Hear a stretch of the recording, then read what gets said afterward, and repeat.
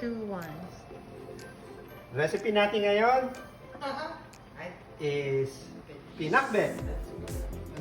Yan. Pero bagoong alamang lalagay. So, ang ating sahog, bagnet. Bagnet from Seafood City. Yan. Merong bawang, sibuyas, kamatis. So, sinutay ko muna yung kalabasa. And then after that, pagsabay-sabayin na. So, lagay na natin. Naglagay na ako ng bagoong alamang. Then, ilalagay ko na ang ibang sahog. Meron tayong sitaw, ampalaya, saka okra. Ganyan lang.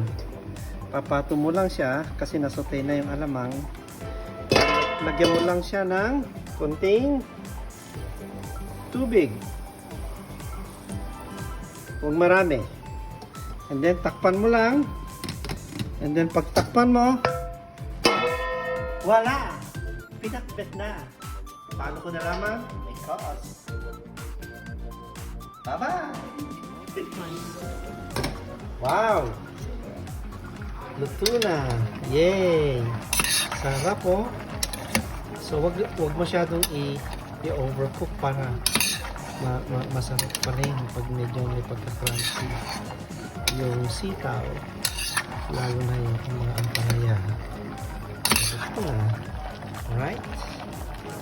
Okay. Tapos na.